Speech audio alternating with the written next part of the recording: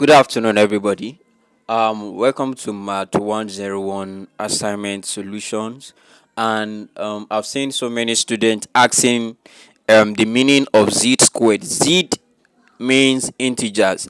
So, integers in two different dimensions, meaning that our answer is going to be in form of an ordered pair.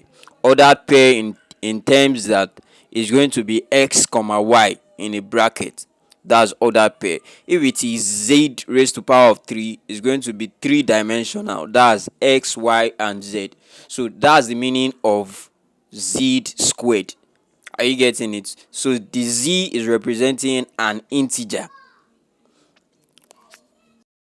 So let's consider our problem statement. Our problem statement is xy equals minus 1, 2x plus y cubed equals 1. So this is our problem statement. So the implication of this is that at the end of the day, we'll be having two different answers. We'll be having x and y, and the x value and the y value that you have must be able to satisfy the given equation, and they must also be what? An integer. They must also be what? An integer. So let's consider step 1. Now the step 1 says that we should express s in terms of y. So from the first equation, from equation 1, we made x the subject of the formula, and we have our x to be minus 1 over y. Now we substitute x back into the second equation, and at the end of the day, we simplify it to become minus 2 over y plus y raised to power 3 is equals to 1. That's when we substituted the value of x that we made the subject of the formula from equation 1. Now, we are multiplying through by y to eliminate the denominator. So in order to eliminate the denominator, we multiply everything through by y. Then we have a new polynomial equation, a quartic polynomial. Quartic means a polynomial that has the power of 4. So you can see that we have y raised to power 4 minus y minus 2 is equals to what? 0. So from this point, we'll be solving the value for y in step 2. So as you can see, we have y raised to power 4 minus y minus 2 equals to 0. Now we are going to use the rational root theorem to test possible roots. Now there are advanced ways of solving questions like this. There are numerical methods that you can use, but since this is a quartic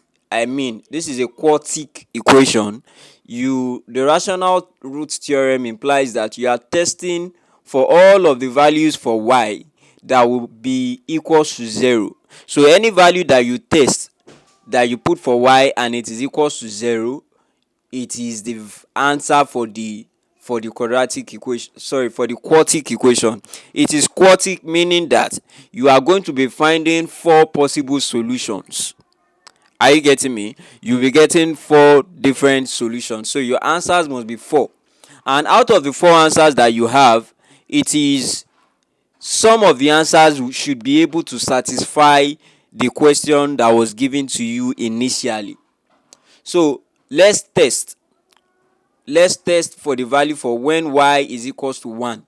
So when we inserted when y is equals to 1, we see that the answer that we got is equals to minus 2. Of course, we are expecting to get a 0. Now for when y is equals to minus 1, you can see that we got 0. So it simply means that y equals to minus 1 is a root.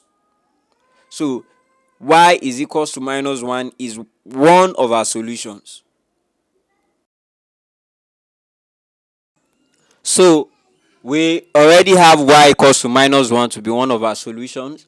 So we are going to insert y back into the initial question to get the value for y.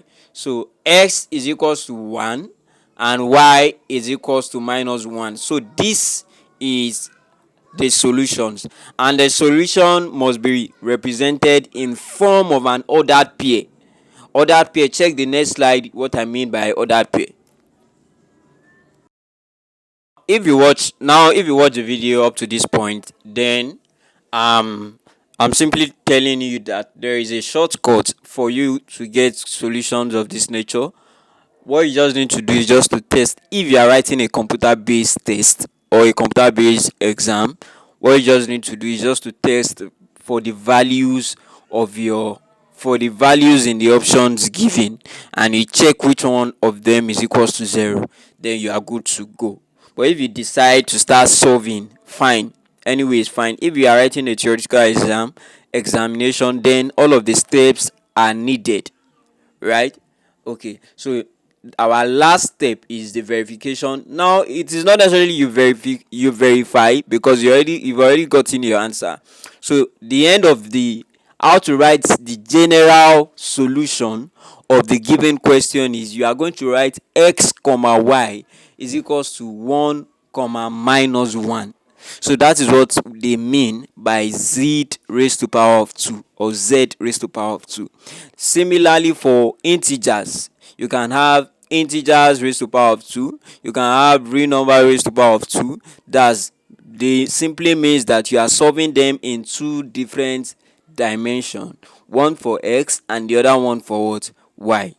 Thank you.